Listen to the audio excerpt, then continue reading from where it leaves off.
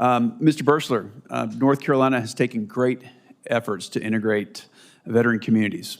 It's something we hold dear, and it's very important to us in North Carolina.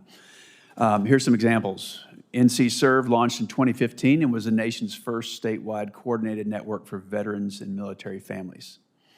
And North Carolina communities were some of the first to adopt the Community Veterans Engagement Board structure in 2016, with 7 of those CVEBs now locally led by nonprofit leaders and working very closely with the Department of Veterans Affairs. North Carolina leaders are also part of Mission 85. It's a 3-state effort in North Carolina, South Carolina, and Georgia to align local, state, and federal and nonprofit resources to improve the quality and continuity of care for veterans along Interstate 85 in North Carolina. You're familiar with those efforts? Yes, Senator, very familiar. Thank you. Great. It seems like we're leading the country in efforts to improve veteran reintegration. So, that being the case, how would you like to see this model? It sounds like you're familiar with. How would you like to see this utilized in other states?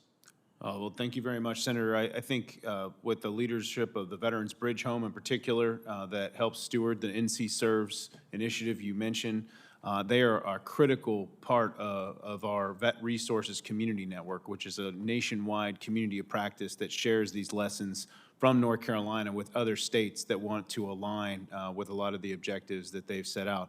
And CVEBs, Community Veteran Engagement Boards, as you mentioned, are still fantastic listening posts and observation posts for us out in the field that can relay customer and employee experiences directly to the facilities that are in their backyards, but also VA Central Office. So they're incredibly essential. They're the conduit between that installation and that return home to the community. And we are glad to partner with not only these partners, but also our state departments of Veterans Affairs who are in tandem. Thank you, sir.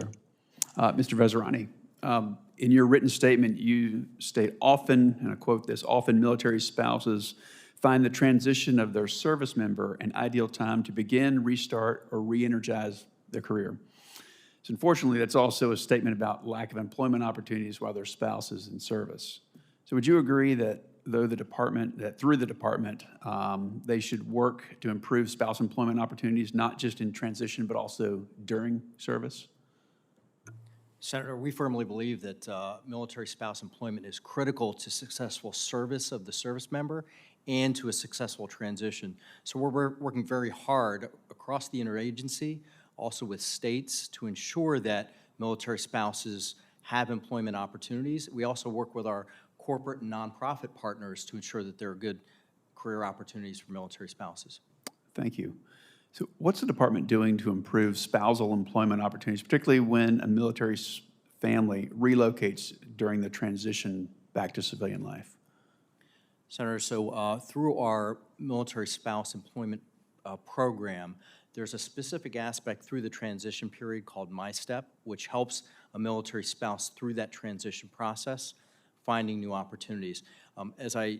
One of the new programs that we have is called the Military Spouse Career Accelerator Program. So it's a SkillBridge-like program. So we engage with corporate nonprofit partners, provide a 12-week fellowship for a military spouse. They gain employment experience, and we're seeing that we're having a very high conversion rate of those spouses into full-time employment with their fellowship sponsor. Make sure I'm not asking the same question. Can you talk specifically about DoD's Military Spouse Employment Partnership? I don't think that's the same one you were just referring to, unless it is.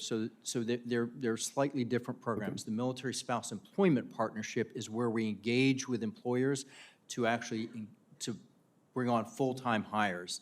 And we continue to grow that program. In fact, we're inducting today 130 new partners into our Military Spouse Employment Partnership program. So this Military Spouse Employment Partnership, the MSEP, what are current limitations to the program, if any? I think the current limitations is just expanding our reach and helping employers to understand the benefits of employing military spouses. We know that military spouses are, in many cases, significantly more qualified than their civilian counterparts. They have higher levels of education. We also know through that military experience, they develop a level of resilience and a level of ingenuity that proves them to be very successful employees. Thank you. My time has expired.